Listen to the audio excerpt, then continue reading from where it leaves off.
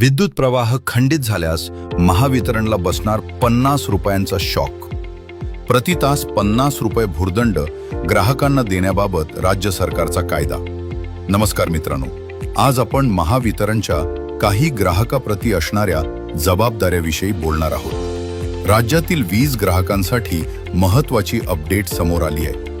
वीज पुरवठा खंडित झाल्यानंतर ठराविक वेळेत सेवा पूर्ववत न झाल्यास ग्राहकांना नुकसान भरपाई मिळण्याची तरतूद वीज कायद्यात आहे. महाराष्ट्र विद्युत नियामक आयोग MERC आणि इलेक्ट्रिसिटी ऍक्ट 2003 अंतर्गत हे नियम लागू आहेत. काय आहे नियम? वीज वितरण कंपनीने वीज कायदा 2003 च्या कलम 57 नुसार ठरलेल्या सेवा मानकांचे पालन करणे आवश्यक असते. जर वीज पुरवठा दीर्घकाळ खंडित राहिला आणि तक्रारीनंतरही वेळेत दुरुस्ती झाली नाही तर ग्राहकांना आर्थिक भरपाई मिळू शकते. प्रति तास 50 रुपयांचा भुर्दंड.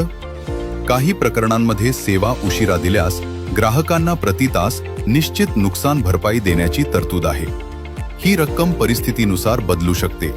मात्र नियमांमध्ये प्रति तास 50 रुपयेपर्यंत दंड म्हणजे भुर्दंडाचा उल्लेख आहे. कोणत्या परिस्थितीत मिळू शकते भरपाई? वारंवार वीज खंडित होणे, फॉल्ट दुरुस्त करण्यात उशीर, ट्रान्सफॉर्मर बदलण्यास विलंब, तक्रारीवर वेळेत प्रतिसाद न मिळणे, दीर्घकाळ वीज पुरवठा बंद राहणे. कायदा काय सांगतो? इलेक्ट्रिसिटी ऍक्ट 2003 सेक्शन 57 नुसार वीज वितरण कंपनीने सेवा दर्जा राखणे बंधनकारक आहे. नियमांचे उल्लंघन झाल्यास ग्राहकांना भरपाई देण्याची तरतूद आहे.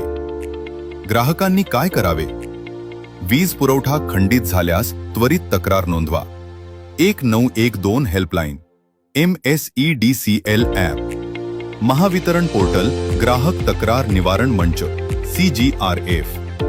लक्षात ठेवा, नियोजित लोड शेडिंग, नैसर्गिक आपत्ती किंवा मोठ्या तांत्रिक अडचणींमध्ये नुकसान भरपाई लागू नसेल. अशाच शासकीय योजना, परिपत्रके आणि महत्त्वाच्या अपडेटसाठी शासन साथी सोबत जोडलेले रहा.